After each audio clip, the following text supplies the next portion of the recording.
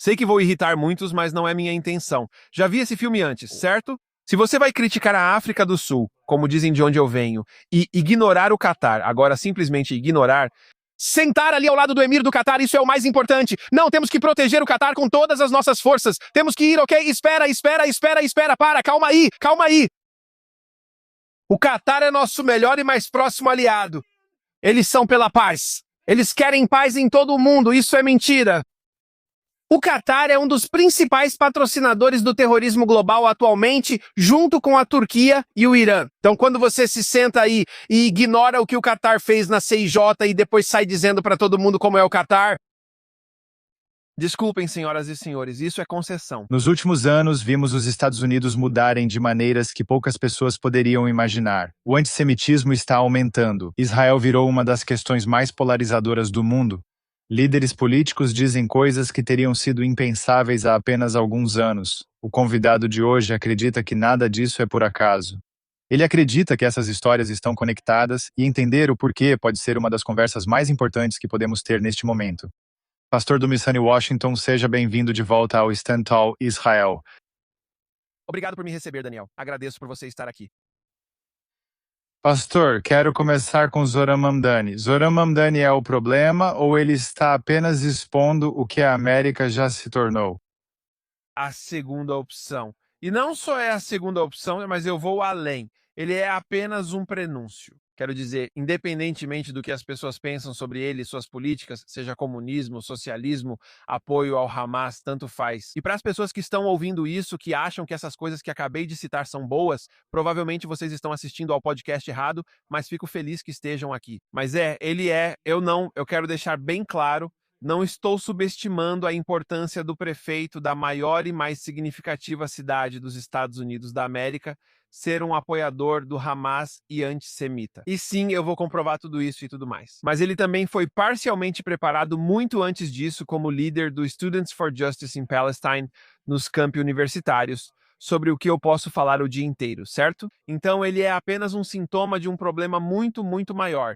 Eu digo para as pessoas, vocês acham que isso é alguma coisa, tem uma pista, tem uma dica? Ele nem é o mais carismático deles. Tem uma fila enorme indo até São Francisco, Los Angeles e Detroit. Ou seja, ele nem é. Essa é uma resposta longa para a sua pergunta. Não, ele não é só o começo.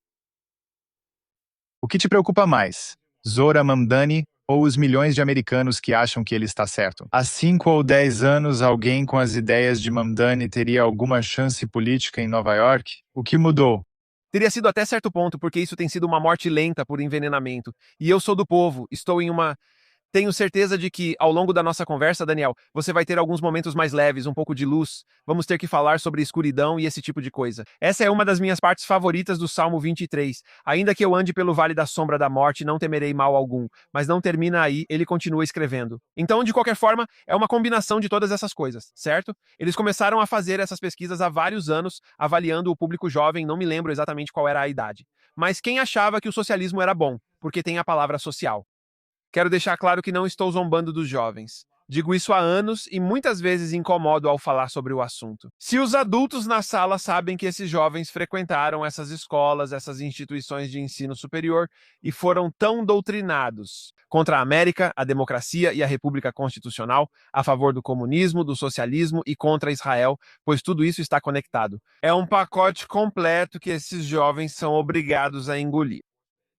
Se esses jovens, de alguma forma, foram ingênuos, ou qualquer palavra que você queira usar, a ponto de terem sucumbido a isso, o que isso diz sobre nós, os adultos que permitimos isso?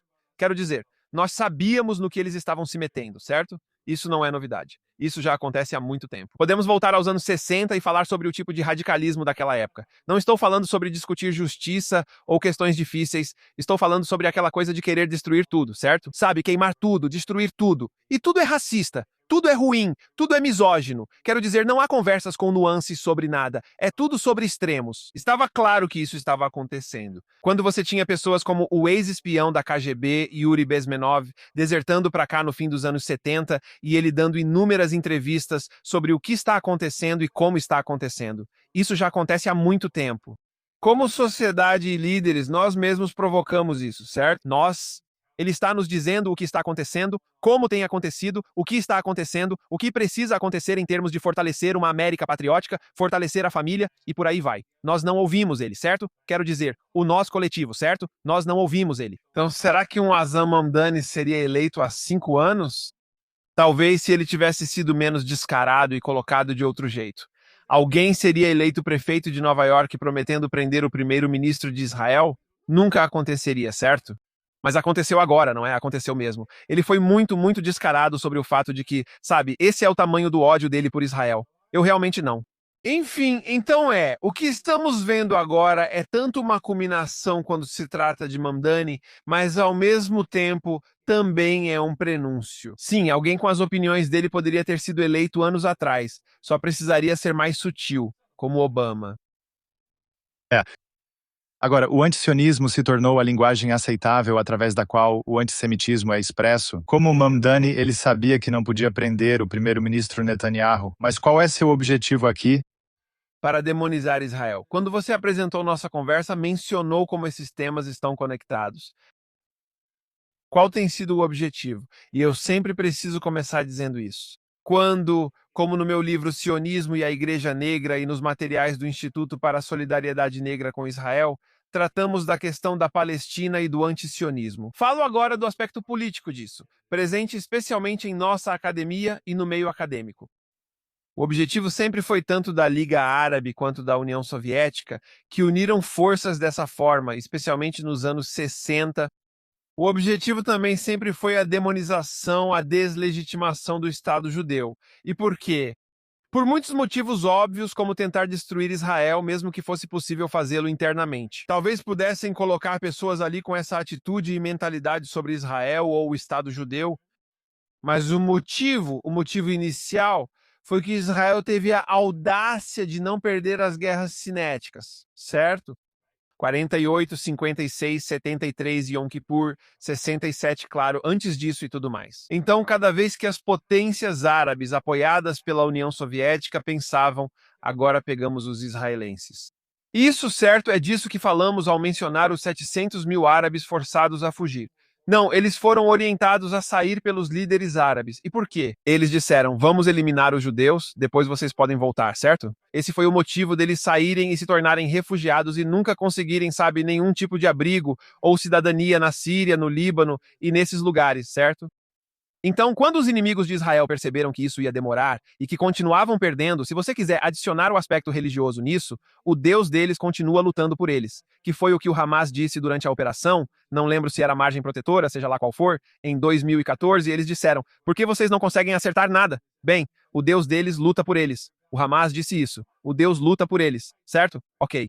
Quando perceberam que enfrentavam até as forças da natureza, decidiram intensificar a propaganda usando as Nações Unidas.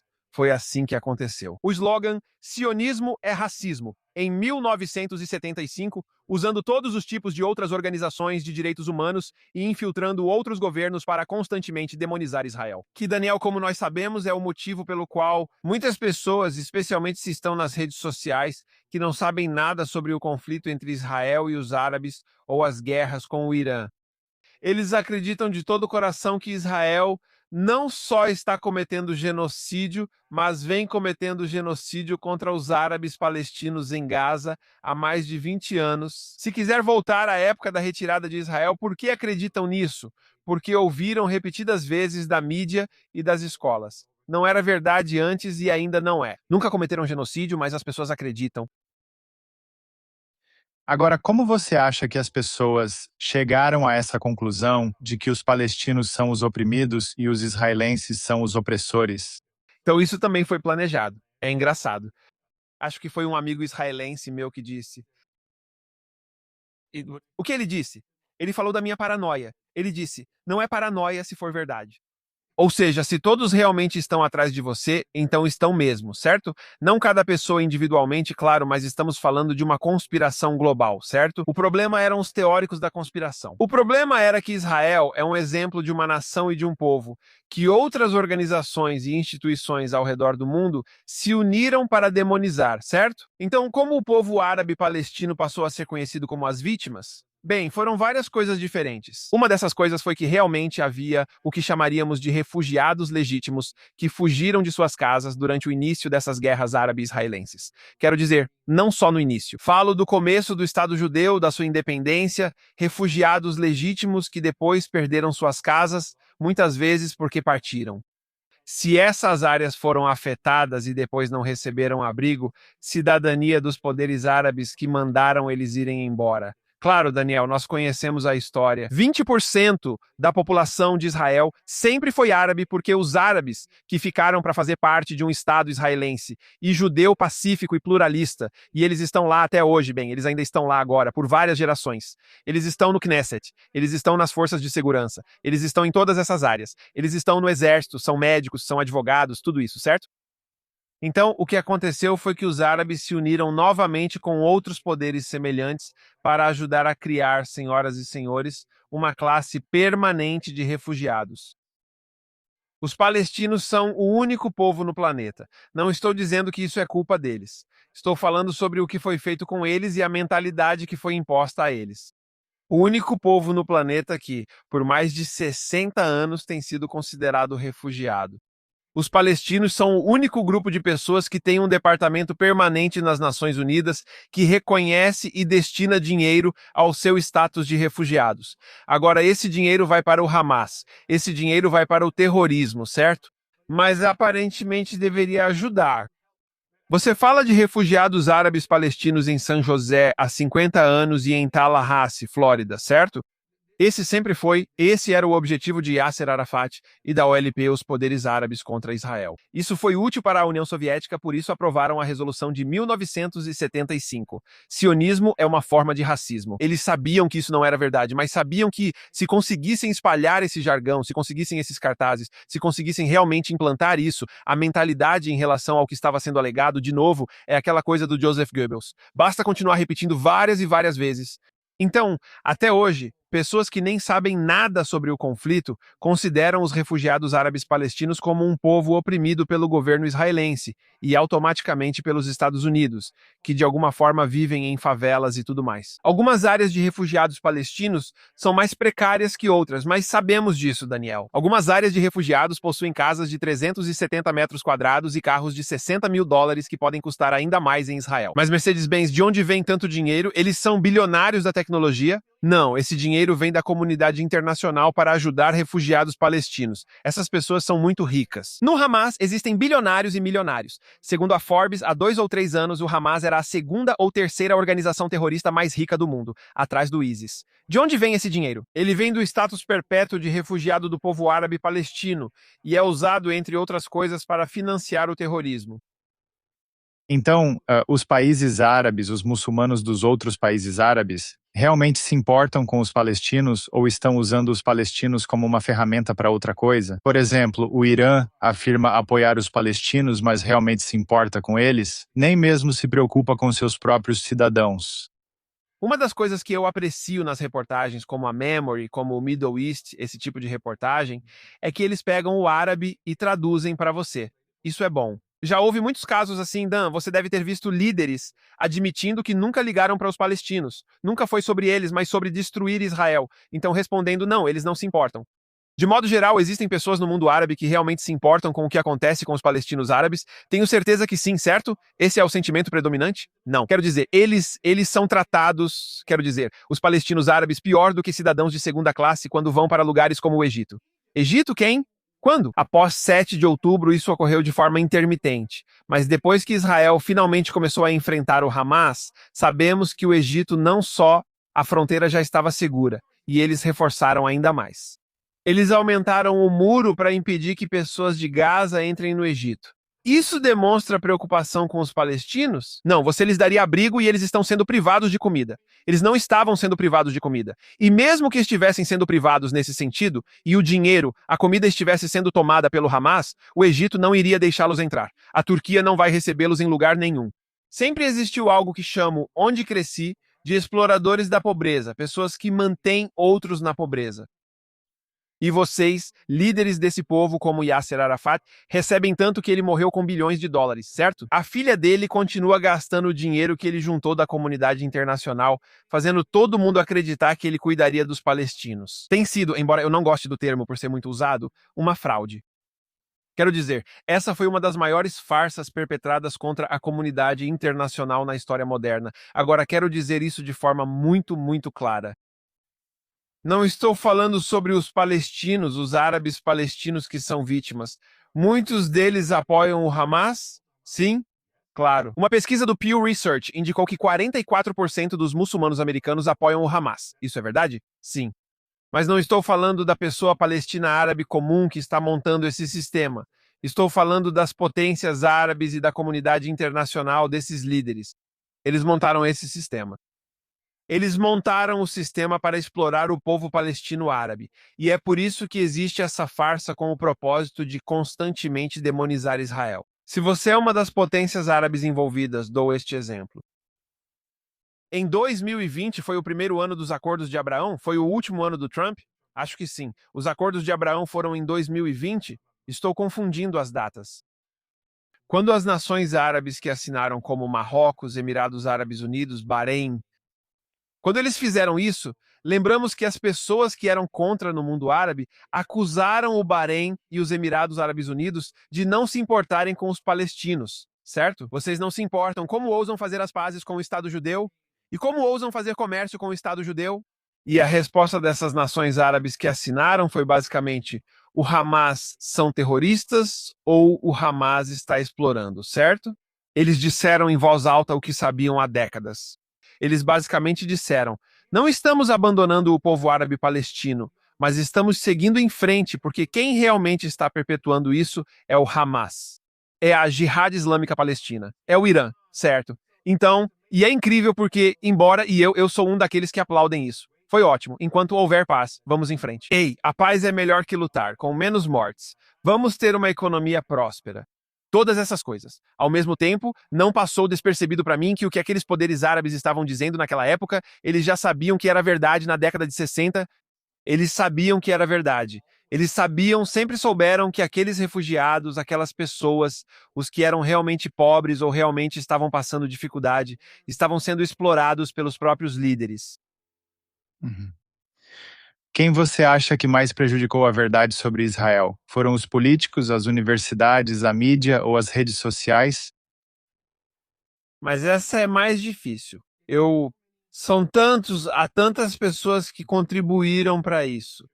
Para mim, o mais importante é o contexto histórico. Nós sabemos mais ou menos onde as mentiras começaram, tudo desde as coisas antisionistas de Stalin do final dos anos 1940 ou 1950, até o que a OLP faz, sabe, a KGB e todas essas coisas. Mas eu acho que agora, Daniel, levando em conta a discussão sobre a origem, não sei se posso dizer de forma igual, mas tenho que dizer que eles, por questão de tempo, essas diferentes forças são igualmente culpadas. Essa é uma das razões pelas quais, para mim, na discussão sobre o combate ao antissemitismo aqui nos Estados Unidos. Você sabe, se em termos do que está acontecendo no nosso sistema de justiça criminal, em termos de como CAIR, que é um grupo de direitos civis para o Hamas, como o tipo de distorções que eles fazem, vamos fazer uma aliança com os negros, depois falamos sobre nossos direitos civis, e nós não nos importamos com direitos civis. Eles estão tentando matar judeus, certo? Ou você fala sobre o que está acontecendo nos campos universitários, que para mim sempre foi o epicentro, porque se você consegue doutrinar a geração de futuros líderes, você obtém o que estamos vendo agora, certo? Então, eu, como americano e como pastor cristão, para mim, os maiores culpados nesse cenário seriam nossos próprios líderes políticos e líderes religiosos. Para aqueles de nós que não têm, sabe, gritado aos quatro ventos sobre essas coisas que estão acontecendo, as injustiças que têm ocorrido, entre muitas outras. Como sempre, a narrativa palestina explora temas sem relação com justiça. Vou dar um exemplo. Vou contar um exemplo pessoal por enquanto. Eu digo isso há anos. E para mim, estou me repetindo, para quem nunca me ouviu dizer isso em voz alta, talvez seja a sua primeira vez. Quando consideramos o tipo de organizações afiliadas ao Hamas em nossos campi, Estudantes pela Justiça na Palestina, a Associação de Estudantes Muçulmanos e a infinidade de outras organizações da Irmandade Muçulmana, tanto em nossos campi quanto em toda a nossa sociedade. A quantidade de dinheiro que a Irmandade Muçulmana e seus afiliados dão aos nossos candidatos políticos e tudo mais. É difícil argumentar que nós, como líderes americanos na educação e na política, somos os mais culpados, certo?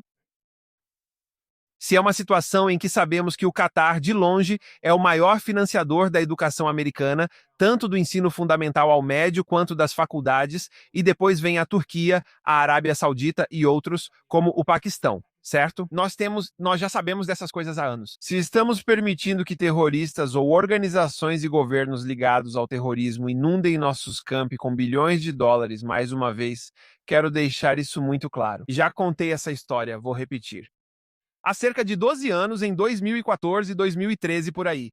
Só que era bem. Eu sou da Califórnia. Eu não moro mais na Califórnia. Havia vários membros do corpo docente na San Francisco State University que eram ativistas muito anti-Israel, sabe? De novo, anos 2000, isso já acontece há muito tempo. Daniel, eles literalmente, isso foi relatado, tudo isso é informação real e factual. Voaram para o Oriente Médio, foram para a Jordânia e se reuniram com líderes da FPLP, a Frente Popular para a Libertação da Palestina.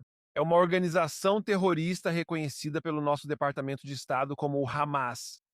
Voltaram para São Francisco e continuaram suas atividades antisionistas no campus, além de atividades anti-americanas. Depois disso, eles tentaram organizar presencialmente, mas não conseguiram na época. Mas Leila Khaled, que de fato participou do sequestro de um avião. Meu ponto com essa história e outros casos, outros terroristas, pessoas e quem odeia Israel é esse. No mundo real dos adultos, esses professores deveriam ter sido indiciados. Eles usaram fundos da universidade. E mesmo que não tivessem usado fundos da universidade como professores, voaram para a Jordânia e se encontraram pessoalmente com terroristas. Só isso já deveria ter feito com que eles fossem barrados na fronteira quando e se fossem autorizados a voltar para casa. Nada nunca aconteceu com eles. E qual é o meu ponto? Isso já acontece há anos. E nossos líderes sabem muito bem disso. Quando eles começam a apontar o dedo para esses maus estudantes pela justiça na Palestina, esses jovens dizem: sim, eles podem ser maldosos e desagradáveis. E com certeza, aqui está o meu ponto. Por que eles estão no campus? Sob quais diretrizes capítulos estudantis da KKK seriam permitidos em campi universitários pelo país, sendo que a KKK é uma organização terrorista? No entanto, grupos afiliados ao Hamas são permitidos e isso já acontece há anos.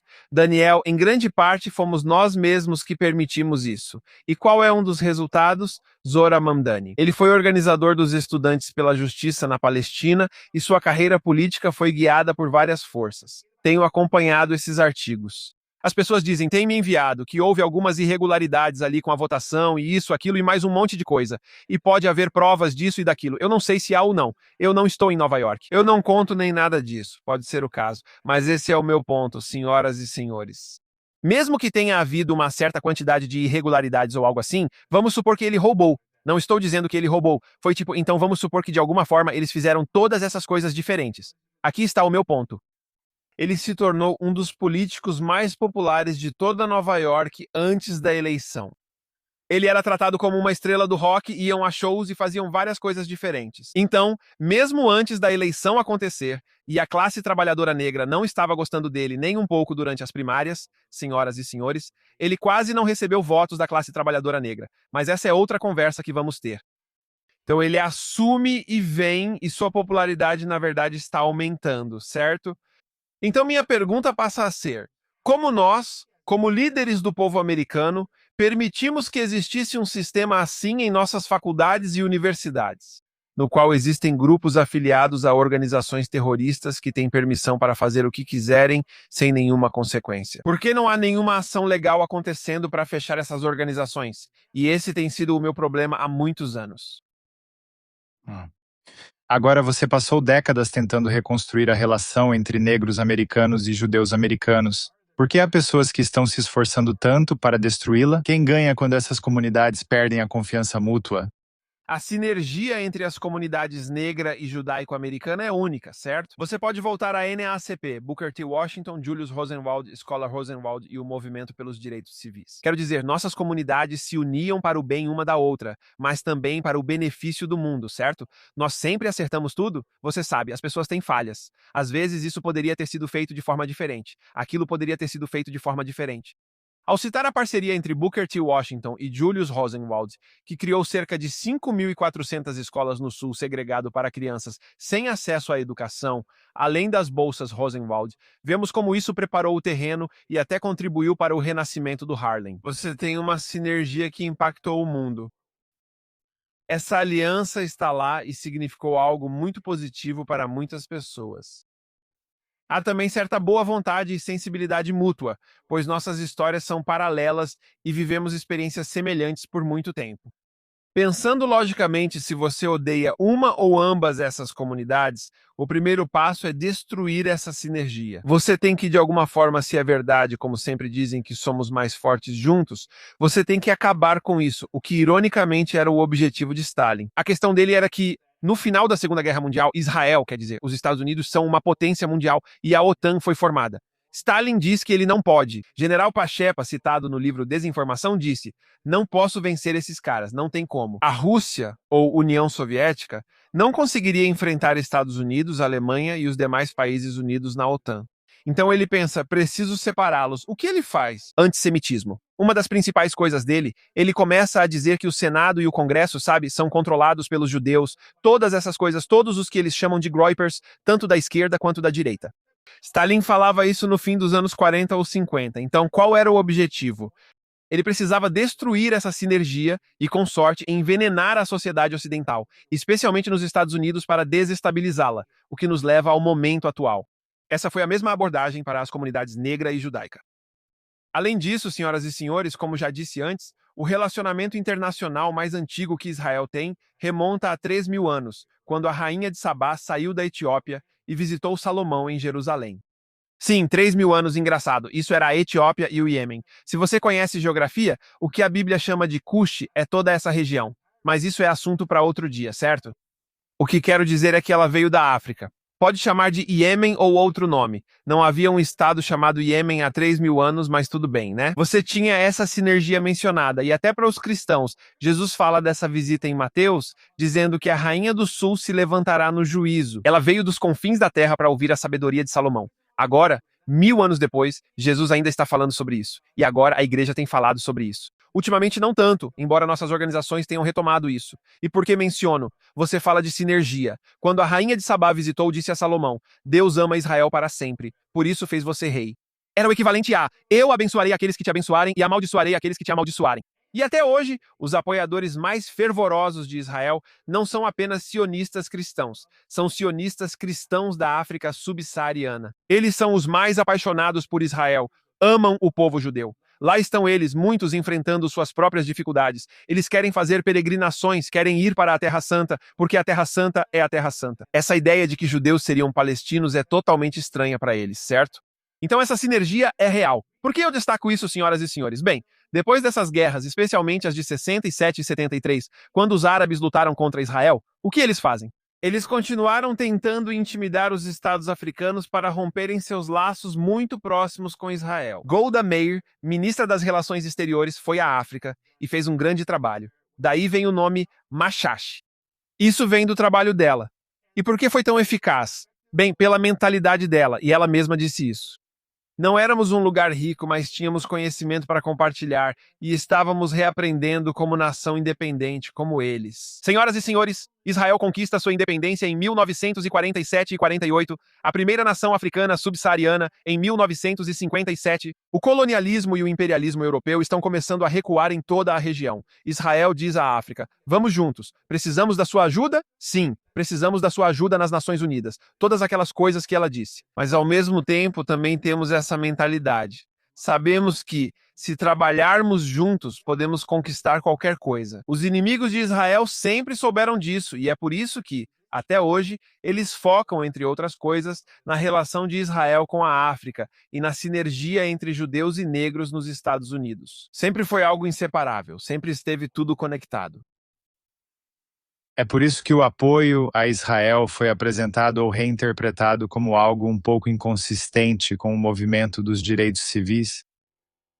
Sim, reinterpretar, com certeza. Fico muito feliz que você tenha dito isso, porque durante o auge do movimento dos direitos civis nos anos 1960, o sionismo era amplamente apoiado pelos principais líderes do movimento. E eu digo isso dessa forma, não de maneira negativa. Os Dr. King, os Bayard Rustin, os A. Philip Randolph, os Ralph Abernathy, os Andrew Young, Bayard Rustin em 1975. Bayard Rustin, um dos principais conselheiros do Dr. King, e um dos arquitetos da Marcha sobre Washington, formou uma organização chamada BASIC, Comitê de Afro-Americanos para Apoiar Israel.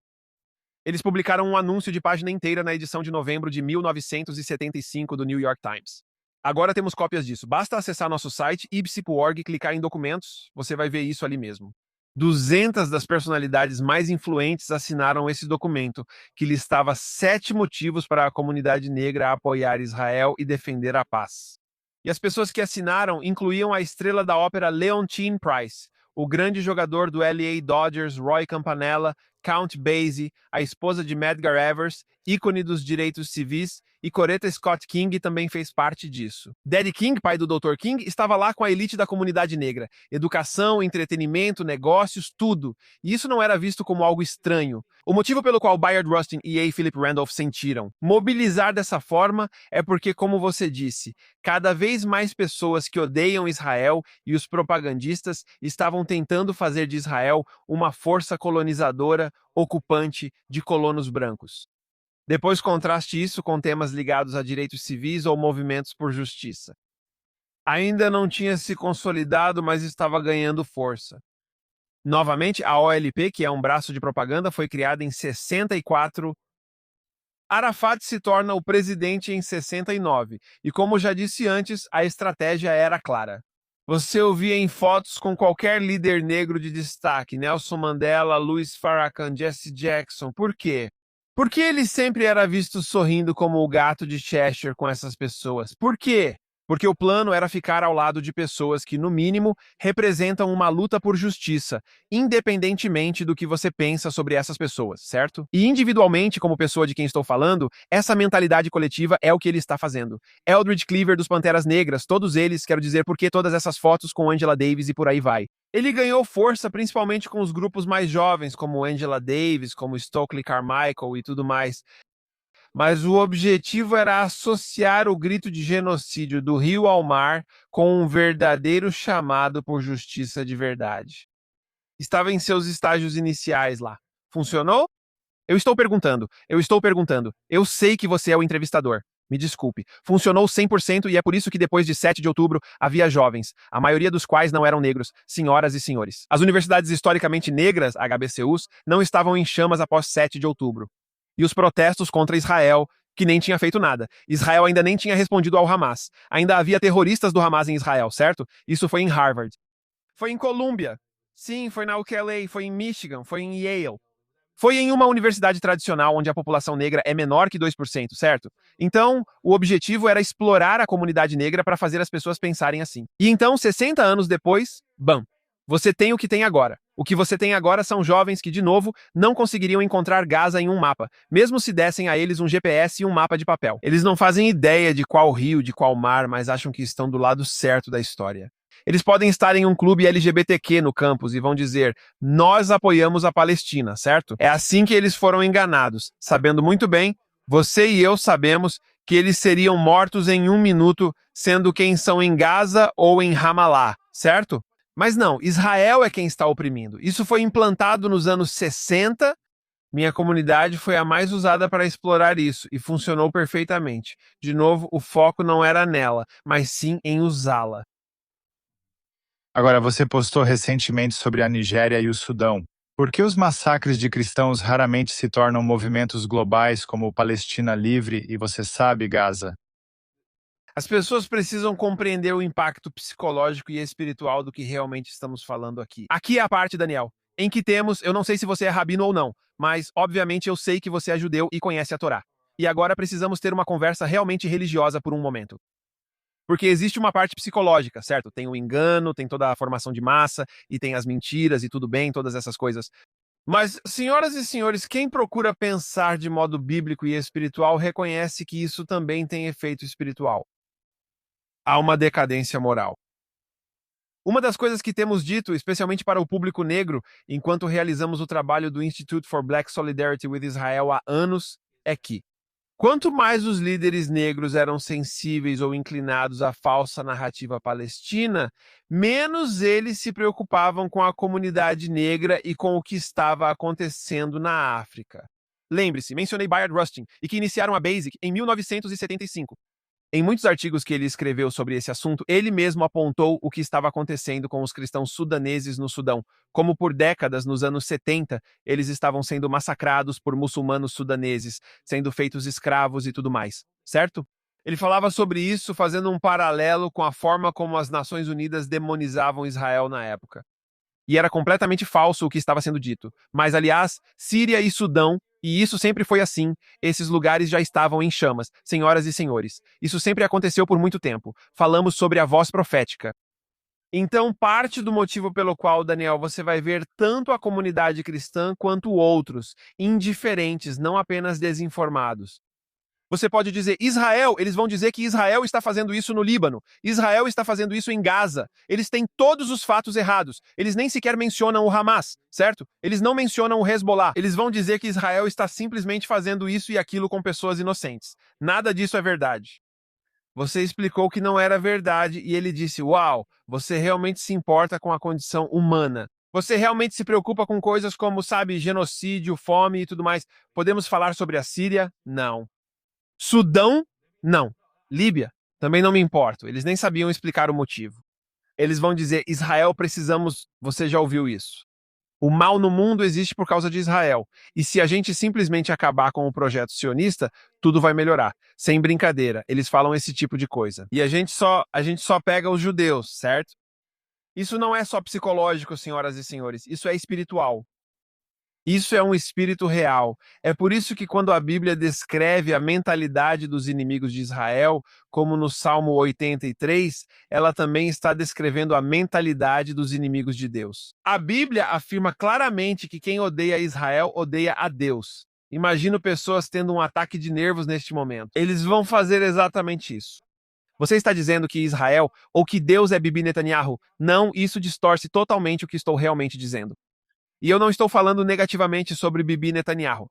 Estou dizendo que a aliança eterna de Deus com Israel é exatamente assim, inquebrável. E então, quando se trata de guerra espiritual, as forças das trevas entendem isso e suas tentativas de destruir Israel, que remontam a milhares de anos, senhoras e senhores, são uma tentativa de alguma forma, ferir ou loucamente destruir Deus. É por isso que eu menciono o Salmo. O Salmo 118 não é o único, mas é um dos meus favoritos, pois mostra que estão vindo contra os teus preciosos. Deus, eles querem te destruir. É isso. Então, Daniel, quando uma sociedade é levada a odiar judeus, isso sempre indica algo ruim nela. Outras atrocidades não importam. Na verdade, não só não importam, mas a culpa é de Israel. De alguma forma, a escravidão na Líbia é culpa de Israel, certo? O genocídio no Sudão, Israel. As pessoas fazem isso. É porque os israelenses apoiam a RSF, complete a frase, certo? Não há provas para nenhum desses tipos de coisas além da Al Jazeera falando besteira, certo? Mas é assim que acontece. Alguém disse que, uma vez que esse espírito se instala, não importa o quão absurda seja a alegação, certo? Que os israelenses são, na verdade, marcianos que vieram para nos dominar e esse é o mundo em que vivemos. Eu ouvi isso também, né? Eles realmente têm chifres e tudo mais e antenas. E aí, eu ouvi isso também, não importa o que você diga. Uma vez que esse espírito sombrio desceu o suficiente no coração daquela pessoa ou naquela comunidade, você pode inventar qualquer coisa e dizer que os judeus fizeram isso. Esse é o perigo do rumo que nossa sociedade está tomando. Agora, uma coisa pela qual você é conhecido é que você não toma partido. Você consegue criticar tanto os democratas quanto os republicanos igualmente. Recentemente você falou sobre J.D. Vance ser meio que um fantoche do presidente Trump. Presidente Trump, acho que colocando Vance contra Rubio e todas essas coisas. O que você tem a dizer sobre isso e o que está acontecendo com J.D. Vance? J.D. Vance já faz um tempo, você pode ver. Bom, eu não conheço toda a carreira dele, mas nos últimos anos, desde que ele está no cargo e incluindo o tempo dele com a ATP Estados Unidos, está muito, muito claro que ele tem, no mínimo, um viés anti-Israel, no mínimo, certo? Nós postamos alguns dos vídeos com a ATP Estados Unidos e os jovens se levantam falando sobre como Israel está, você sabe, fazendo isso e enganando as pessoas e tudo mais. Ele não rebate nada disso, certo? Isso foi um problema. Sim, existe uma desinformação. Nem dá para usar a palavra desinformação. É uma questão de influência. E sempre é direcionado a Israel, certo? Não é tanto sobre o Catar e a Turquia, mas é sobre Israel. Isso ocorre há algum tempo, principalmente com a guerra com o Irã, certo? O ponto que levantamos, tanto eu quanto nossa organização, é bastante lógico. O presidente Trump lidera e é chefe de J.D. Vance. Me expressei mal semanas atrás ao dizer que ele ocupa o cargo por decisão do presidente. Isso se aplica a um secretário de Estado, que pode ser demitido, mas o presidente não pode demitir o vice-presidente. Mesmo assim, ele tem estado em silêncio. As pessoas dizem que é porque ele tem um plano, mas todos conhecemos Donald Trump há décadas. Quando ele já ficou calado sobre algo que o incomoda? Certo? Então, o motivo pelo qual colocamos essas coisas nas costas de Donald Trump, o presidente, são dois motivos principais. Existem muitos mais do que dois, mas dois motivos principais. Número um, se ele tivesse algum problema com as coisas que J.D. Vance estava dizendo, ele falaria. Para quem discorda de mim e diz que estou errado, Pastor Musani, você tem esse direito, eu concedo. Mas o presidente Trump, de repente, ficou tímido. De repente, ele ficou extremamente quieto e discreto. Agora discorda fortemente de J.D. Vance, mas não fala nada. Por exemplo, um exemplo rápido. O presidente Trump acusou Israel de forma imprudente de entrar no Líbano, derrubar prédios residenciais e então ele ficou lá sentado. Pode chamar de ironia. Sentado ao lado do emir do Catar, disse que talvez devêssemos deixar a Síria resolver. Mas assinamos. Era o plano. Seja lá o que você achou que fosse, isso virou uma narrativa. A Al Jazeera começou a dizer isso, e Piers Morgan também. Todos começaram a repetir a narrativa de que agora Israel está cometendo genocídio no Líbano. Ele não disse. O presidente Trump não falou em genocídio. Ele só dizia que eles eram descuidados e imprudentes ao matar, insinuando que matam civis. J.D. Vance repete o mesmo cerca de 48 horas depois. E então, as pessoas que têm medo de dizer que é o Trump, elas dizem, Vance, eu não acredito. Como ele ousa? E eu fiquei tipo, mas o Trump disse exatamente a mesma coisa. Você tem que entender esse xadrez 4D. Eu estou dizendo, ok, entendi. Eu reconheço um culto quando vejo um. Eu sei que vou irritar muita gente, mas não é a minha intenção. Eu sei. Veja, eu já vi esse filme antes, certo? Eu já vi esse filme antes, quando você não pode dizer a verdade por causa dos seus laços políticos, seja lá quais forem. É isso que estamos dizendo. Essa é a primeira coisa. Mas outra coisa, Daniel, já que você me perguntou, fico muito feliz que você tenha me feito uma pergunta. Se parece com concessão, tem cheiro de concessão, anda e fala como concessão. Posso dar vários exemplos, mas quero dar apenas um. O Institute for Black Solidarity with Israel tem o que chamamos de África Israel Weekly. Esse é o nosso Substack. Então, África Israel Weekly. Novamente, estou usando isso como exemplo. Tenho muitos outros e poderia listar vários, mas quero realmente ilustrar algo aqui. Há cerca de um ano, o presidente recebeu Cyril Ramaphosa, o presidente da África do Sul, no Salão Oval. Foi filmado. Tinha toda a imprensa lá, sabe, com aquelas fotos oficiais e tudo mais. E nessa reunião, ele falou com Cyril Ramaphosa sobre o assassinato de fazendeiros brancos, sobre o que realmente está acontecendo de agitação na África do Sul, e ele trouxe provas, tinha várias fotos e tudo mais. Foi uma grande polêmica e tudo isso.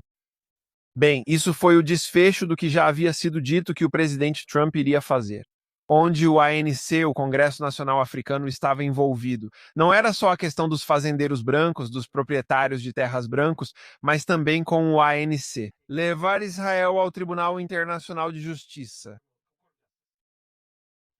Eles acusaram Israel de apartheid ou genocídio e deram entrada nessa ação na CIJ, que nunca decidiu a favor deles. Temos um artigo sobre isso, acho que é no África, é uma weekly. Você verá vários artigos nossos sobre isso. O presidente, a administração Trump, anunciou que iria sancionar a África do Sul por seu papel no caso do CIJ, assim como por outras questões, violações de direitos humanos ou algo assim.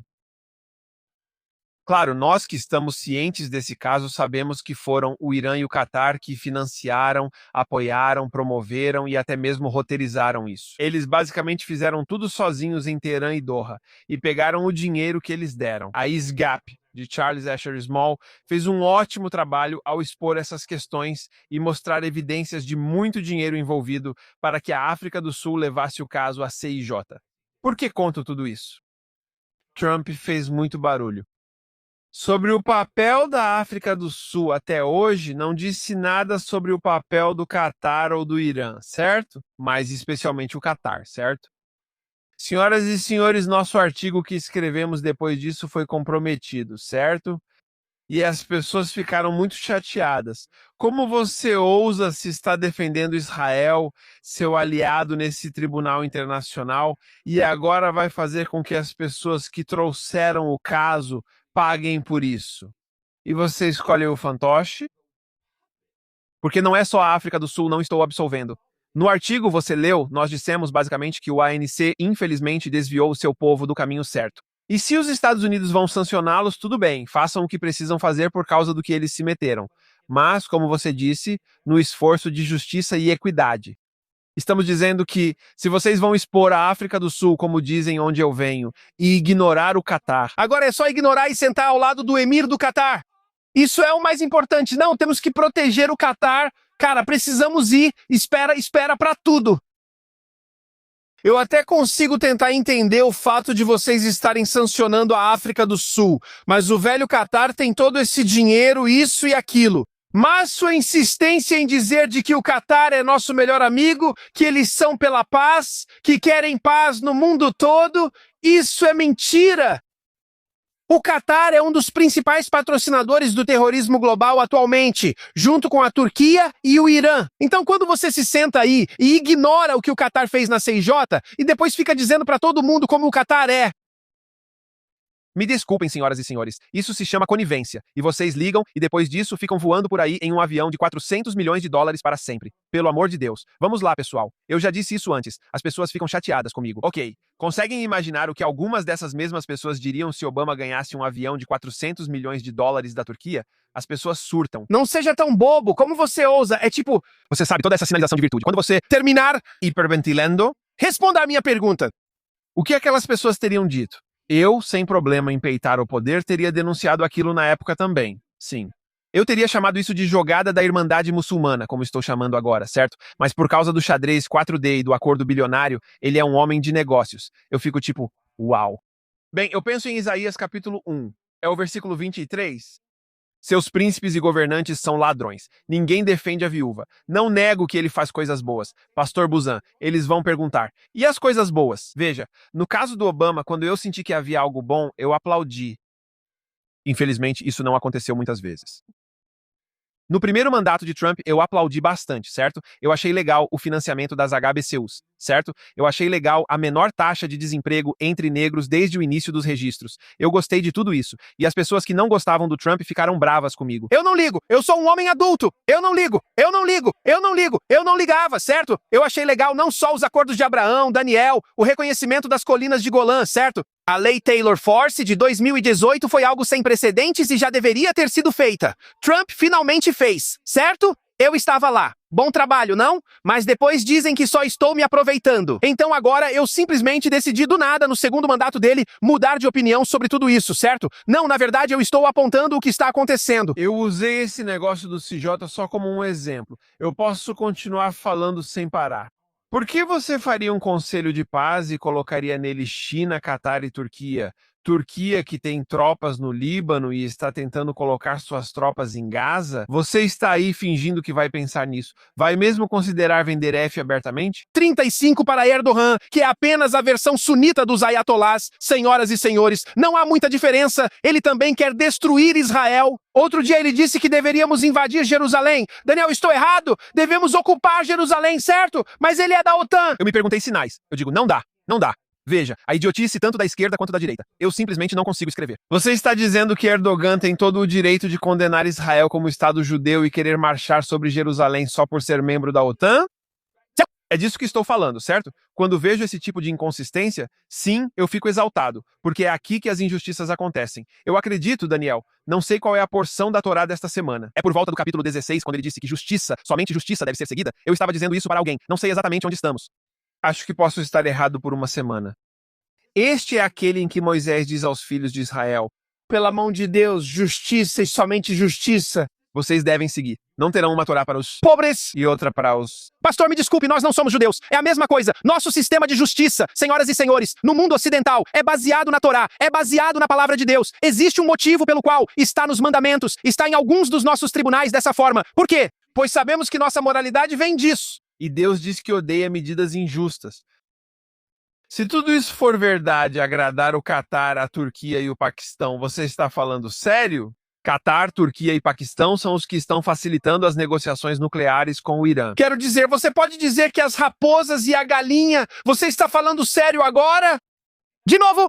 Se Obama tivesse criado um conselho de paz e colocado em destaque Catar, Turquia e Paquistão e feito com que negociassem o acordo nuclear com o Irã, ainda estariam dando chilique agora. Mas de alguma forma isso é aceitável porque é o Trump. Então, sim, eu tenho sido muito veemente sobre esse tipo de coisa. Por quê? Não é por causa do Trump. Eu não tenho nenhum tipo de rancor pessoal. Eu não me importo que ele seja branco, eu não me importo que ele seja republicano, nada disso significa alguma coisa. É como quando Obama era negro e democrata, eu não me importava. E é aí que estamos agora. O que está sendo permitido por causa da política identitária? Meus amigos de direita pensavam que isso era só da esquerda. Eles estão descobrindo que não. Todo mundo tem o time pelo qual quer jogar. Todo mundo tem o seu time para o qual torce. Se você não for honesto consigo, vai arrumar desculpas para justificar por que o seu cara pode fazer isso e aquilo, mas o outro tem que ir para a cadeia. O que acontece agora é impressionante e tende a piorar. Não sei se respondi a sua pergunta em algum momento aí. Me desculpe. Com certeza respondeu. E eu agradeço por você falar a verdade, não importa sobre quem esteja falando. Sabe, acho que é assim que Deus quer que a gente seja. Daniel, só para acrescentar, posso te dizer isso rapidinho quando começou. Por volta de fevereiro ou março do ano passado, comecei a ver o que vi, resumindo. E aí meu engajamento caiu nas redes sociais, certo? Por causa de todas as outras coisas contra Israel. Não, meu engajamento caiu. E aí certas pessoas pararam de falar comigo e tal. Mas isso realmente não me afeta, eu sou introvertido. Então se você não fala comigo, isso realmente não me afeta em nada. Alguém chegou a me dizer nas redes sociais e estava realmente brava comigo. Seu engajamento está caindo, eu disse. Engraçado você achar que isso deveria me fazer postar diferente. Olha como você foi doutrinado. Uau! Não compartilham mais meu conteúdo? Melhor mudar o que digo. Eu não ligo. Isso não faz sentido, não estou falando isso só para provocar. Eu não estou dizendo isso por cliques. Eu posto as coisas conforme eu sinto vontade, como o trabalho que fazemos com o Institute for Black Solidarity with Israel. 70% do que fazemos nunca está online porque não pode ser realmente falado publicamente, porque vamos para diferentes países e trabalhamos em diferentes projetos e coisas que nem todo mundo precisa saber publicamente desse jeito. As pessoas que precisam saber são as pessoas que estão fazendo, mas o que eu posto é o que eu sinto vontade de postar. Não tem nada a ver com se eu acho que as pessoas vão gostar ou não. Tipo, quando eu posto isso, elas realmente vão adorar isso. Eu realmente não penso assim. Eu acabei de postar algo há pouco tempo. Tenho certeza de que algumas pessoas ficaram meio irritadas com isso, mas eu não estava tentando irritar ninguém. Eu só estava sendo sincero, mas pode continuar. Sim, senhor, desculpa. Muitos falam sobre problemas, mas você prefere investir em soluções. Conte sobre a turnê Unfinished Business e por que ela é importante. Por que realizar a visão do Dr. Martin Luther King Jr. era tão importante para você? No auge do movimento dos direitos civis, com a sinergia entre negros e judeus e todo o período tumultuado nos Estados Unidos, como a Guerra do Vietnã e várias situações. Uma das coisas que era muito clara é que, para a comunidade negra, esses líderes negros combater o antissemitismo e apoiar Israel era uma questão muito crucial. Essas eram questões cruciais. Eles viam isso não apenas como uma espécie de camaradagem com a comunidade judaica, mas viam como realmente era. Seria uma ameaça internacional o mundo condenar Israel por existir, criando um precedente. Como disse, vozes proféticas negras se manifestaram sobre isso. Então, em novembro de 1967, Dr. King e a Conferência de Liderança Cristã do Sul estavam planejando levar 5.000 afro-americanos para uma peregrinação à Terra Santa. Sabemos disso porque ele trocava cartas com o ex-primeiro-ministro israelense David Ben-Gurion e também com Levi Eshkol, que acredito ser o primeiro-ministro na época. Eles estavam animados com a ideia. Essas cartas são de janeiro e fevereiro de 1967. O tom das cartas é de animação e empolgação. Ben-Gurion disse: "Quero parabenizá-lo. Você vai reviver a tradição das peregrinações à Terra Santa." Ele fala dos negros em geral. Não havia peregrinações em massa acontecendo na Terra Santa, Daniel. Em 1967, surpresa, né? Sem contar o fato de que, senhoras e senhores, em 1967 Israel não tinha acesso à Judéia e Samaria. Eles não tinham acesso a Jerusalém, mas o Dr. King ia para as terras santas de Israel e Jordânia, certo? Eles iam para as partes que pertenciam à Jordânia e diziam, bom, Claro, em 1967, em junho, a Guerra dos 6 Dias, as potências árabes, Egito, Jordânia, Líbano, todos os suspeitos de sempre atacaram novamente o Estado judeu. Israel vence a guerra de forma milagrosa, mas surgem muitas consequências políticas, principalmente devido à propaganda. Naquele tempo não havia redes sociais, Daniel, mas a propaganda já funcionava. Disseram até que Israel iniciou a guerra. Engraçado, não é? As mentiras mais eficazes são aquelas que têm uma mistura de verdade. Sim, Israel atacou preventivamente a Força Aérea do Egito. Mas só porque o Egito colocou várias tropas na fronteira e anunciou isso, eles ficaram totalmente bêbados. Senhoras e senhores, tudo está documentado. Na noite anterior, eles brindaram celebrando que derrotariam os judeus e os jogariam no mar. Israel não ia apenas assistir e permitir isso. Eles decidiram ir lá e dar um soco na cara do valentão primeiro. E o que geralmente acontece quando ele percebe que você está ali para enfrentar, sabe? Então, foi isso que aconteceu, certo? Enfim, houve muitas consequências. Dr. King, por causa de toda essa repercussão, decide adiar a viagem para o ano seguinte. Claro, no ano seguinte, em 4 de abril de 1968, ele foi assassinado e a viagem nunca aconteceu. Quem sabe como a história mudaria se milhares de americanos negros tivessem começado a fazer peregrinações a Israel no fim dos anos 1960?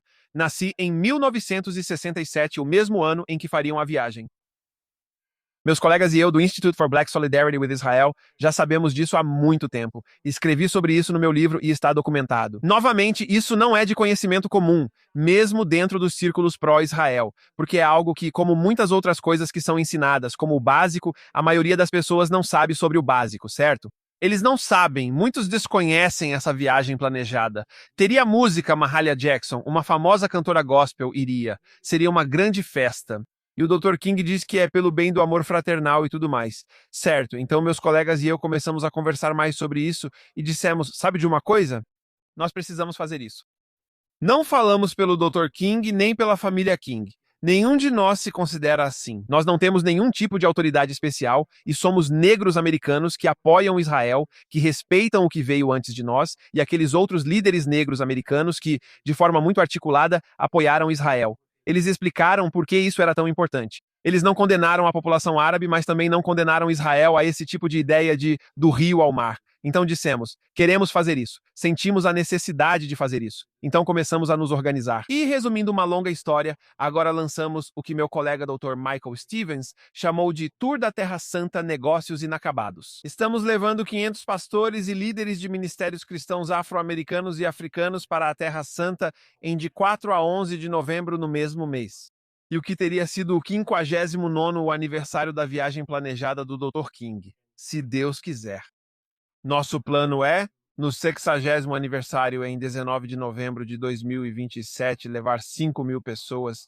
Nosso objetivo é levar 5.000 pastores negros americanos de várias gerações, os jovens ministros na casa dos 20 anos, os pastores eméritos com mais de 80 anos e tudo mais, e trazê-los junto com seus maridos e esposas, diferentes influências e tudo mais. Esse é o objetivo. Isso está acontecendo agora. Na verdade, Daniel, hoje é dia 28, então eu não sei quando isso vai...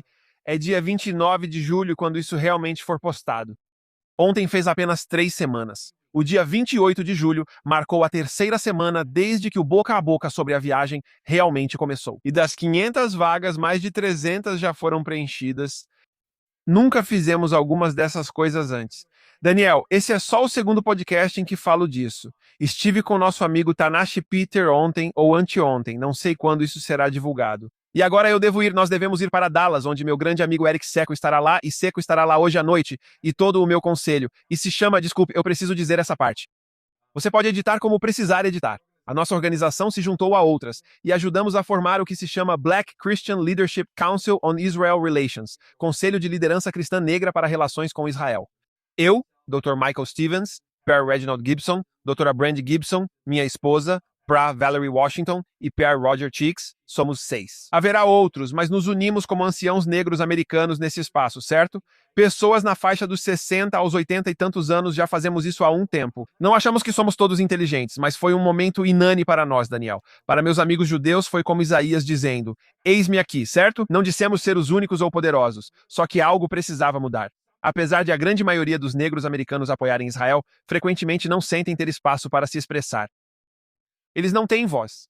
muitas vezes se sentem um pouco ostracizados por outros tipos de iniciativas que acontecem por vários motivos diferentes, alguns deles culturais, outros de outra natureza. E dissemos, ok, mas precisamos nos mobilizar, não de forma racista ou segregada. Não é que não queremos pessoas ao nosso redor, mas sim fortalecer as vozes dentro da nossa comunidade. Estou trabalhando agora, pois ainda não trouxemos toda a equipe, é algo novo. Então eu estou fazendo a maioria das coisas. Estou organizando todas as diferentes, inscrições e tudo mais. E uma das coisas que fazemos, Daniel, ainda não falei isso publicamente. Não vou revelar ninguém.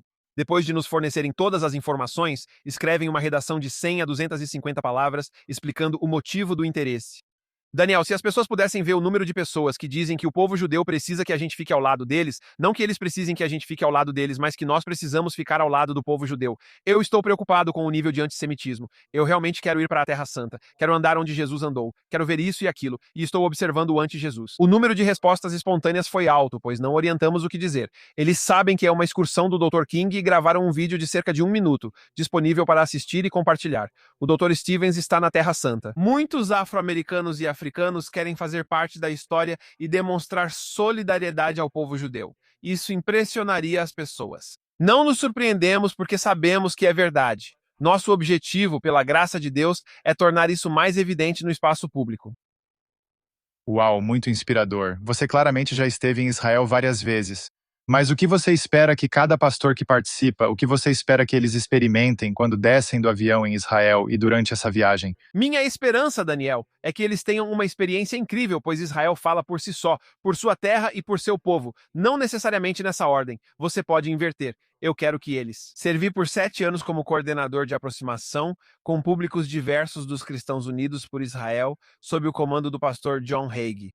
Ele e a primeira-dama Diana Hagee, pessoas maravilhosas, construíram uma organização incrível. Eu servi lá e saí em 2021 para retornar ao IBSI. O motivo pelo qual menciono ele é porque entre as muitas coisas que me impressionaram foi a maneira como o Dr. Hagee abordava isso, sua mentalidade, ele e a primeira-dama, de que era muito, muito importante que os cristãos viessem à Terra e experimentassem a Terra. O Mar da Galileia e Jerusalém, e você sabe, a cidade de Davi e todas essas coisas, mas eles se conectam com o povo. Porque é possível para um cristão fazer uma peregrinação à Terra Santa e querer não ter nada a ver com o povo judeu para quem ali é o seu lar. Certo? Então a gente fazia coisas como era mesmo. O Shabat, como é chamado? Não consigo lembrar o nome agora. Tem um negócio chamado alguma coisa Shabat. Não lembro agora, mas era quando éramos recebidos para o jantar de Shabat na casa de alguém em Jerusalém. Poderia ser um rabino, talvez ele seja um líder judeu, talvez não necessariamente um líder religioso judeu, nesse sentido de ser um clérigo ou alguém do clero.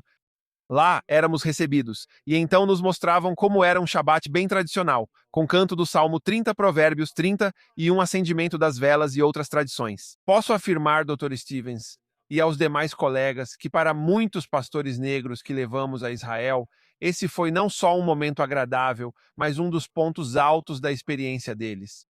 Eles foram batizados no Rio Jordão, visitaram o Jardim do Túmulo, onde Jesus ressuscitou, e fizeram tudo isso. E uma das coisas que está no topo da lista deles, entre as 2 ou 3 principais, é quando eles foram à casa daquele judeu para o Shabat. Então, Daniel, minha esperança é sempre que eles, vou dizer de novo, Israel fala por si só.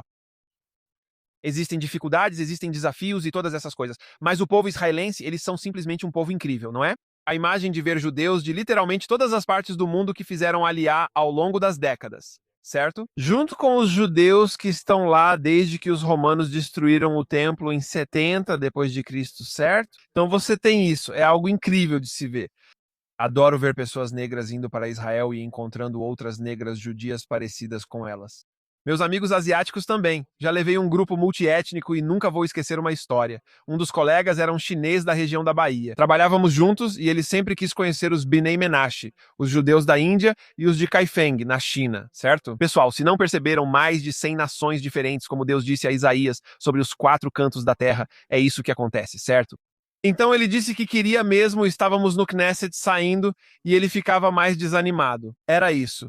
Como disse, desculpe, Daniel, já contei essa história. Nós estávamos no Knesset, e um dos jovens funcionários estava conosco, nos recebeu na sala, conversou com a gente e tudo mais. Então meu amigo chinês, meu amigo pastor chinês, perguntou a esse jovem funcionário sobre os Bnei Menashe. Bem, esse funcionário em particular realmente não conhecia a comunidade, certo? Ele não sabia.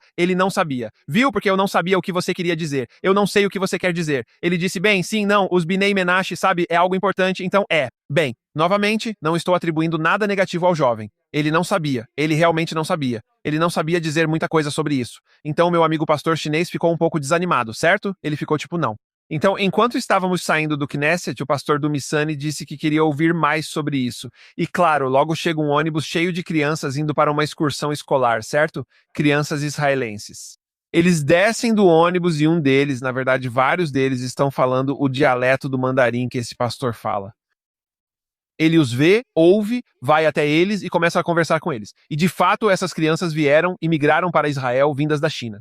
Ele entrou, passa pra mim, Sony. Eu disse, ele estava tão animado. Eu conheci o cara. Eu disse, isso é incrível, foi incrível. É quase como se Deus você tivesse feito isso só pra ele, né? Porque ele estava desanimado. E quando eu disse isso pra ele, eu falei, sabe de uma coisa? Ele é um funcionário jovem. Eles podem não saber de tudo o que está acontecendo. É um país pequeno, mas é um país grande, né? Então talvez você não saiba, mas não desanime. Sim, muitos judeus de origem asiática vieram da Índia e de Mianmar. Por acaso, ele conheceu um deles naquele dia e ficou radiante. Senhoras e senhores, essa é a questão da identidade. Ele já amava Israel. Ele não precisa ver alguém parecido para amar Israel. Quando isso aconteceu, foi um momento marcante para ele. Então ele ficou lá, teve uma conversa nesse dialeto com aqueles jovens, e ele pensou, bem, eu não, quem são eles? Primeiro de tudo, talvez sejam apenas turistas. Não, eles estudavam em tal escola e era o dia de irem ao Knesset. Eu já vi esse tipo de coisa acontecer. Isso é indescritível. Como você sabe, Dan, você tem que estar lá. Ninguém pode simplesmente te contar sobre isso. Você realmente tem que estar na terra de Israel. Minha esperança é que esses pastores e líderes vivenciem a terra e a comida. Sou apaixonado por gastronomia. Meu Deus. Vou ao meu favorito, o Jerusalém Grill. Um salve para Machu e Makluf. Adoro aquela comida. Meu Deus, todas essas coisas. E todas essas são coisas incríveis, mas as pessoas realmente se conectam com a terra e conhecem o povo, incluindo a população cristã árabe, a população muçulmana árabe. Israel tem tudo isso, não é? Conheça eles, conheça os drusos, conheça... Eu quero que você conheça eles e converse com eles. Às vezes as histórias são meio difíceis. Olha, minha vida também pode ser meio difícil às vezes e a dos outros também, mas estou falando de tudo isso. A história de Israel é impactante. Se você conseguir levar alguém para lá... Só mais uma coisa, Daniel. Desculpa falar alto. Pode parar de postar. Você fala muito. Existem dificuldades e desafios? Sim. Já houve pessoas, geralmente é a minoria, um grupo menor, que não se divertiram tanto. Sim, eu fui lá e aquele soldado da IDF ou aquele policial foi meio grosseiro comigo. E eu senti isso, aquilo, senti aquilo, e pode ser algo legítimo. Fui meio desrespeitado desse jeito ou daquele. E sabe, porque as pessoas são pessoas, né? Eu adoro o jeito que um dos meus guias falou isso antes. Ele estava falando sobre... Ele disse, então, sempre que vocês forem a certos lugares, fiquem de olho nas suas bolsas. E ele disse, sabe, tomem cuidado com a sua segurança. Ele disse, esta é a Terra Santa, mas nem todo mundo aqui é santo.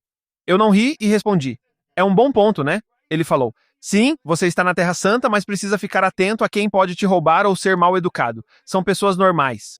Essas coisas acontecem. E eu já ouvi algumas conversas difíceis sobre pessoas que tiveram experiências não tão boas, pelo menos uma ou duas coisas que aconteceram. Mas na maioria das vezes, nas mais de 20 vezes que estive lá, talvez 30 a essa altura, 99 não, ok, 93, 94% das pessoas que eu levei para lá tiveram suas vidas transformadas para sempre. Vidas transformadas para sempre. Minha última história, há um jovem que levamos anos atrás.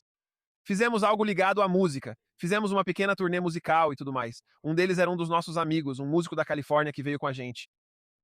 Eles ficaram impressionados e se divertiram muito pouco antes disso.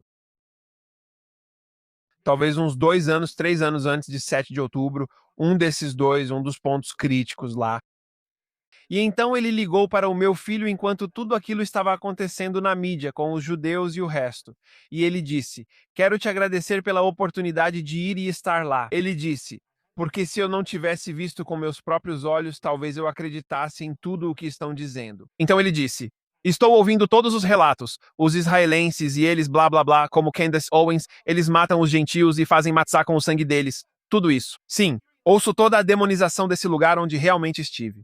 E ele disse: se eu não tivesse ido, eu não saberia que isso era mentira. Se eu não tivesse realmente ido, conversado e estado lá pessoalmente, porque o que eles estão descrevendo não tem nada a ver com o que eu realmente experimentei. E ele disse: obrigado. Obrigado por me levar. Minha esperança, Daniel, é que ao irmos com esse grupo de 500 pessoas do Quênia, Gana, Dallas, Chicago e outros lugares, consigamos nosso objetivo. Sim, a minha esperança, especialmente para aqueles que nunca foram antes, é que eles voltem tendo se conectado com a terra e com o povo. Pastor Duane, esta foi, como sempre, uma conversa muito inspiradora para mim. Obrigado por dedicar seu tempo. E eu aprecio você especificamente porque você tem firmeza, você fala com clareza moral. Você não se deixa influenciar por nenhum lado, e admiro isso. Como as pessoas encontram você ou sua organização? Eu sei que você mencionou algumas vezes durante a entrevista, mas vamos lá, diga para eles mais uma vez e então encerramos. Sim, senhor.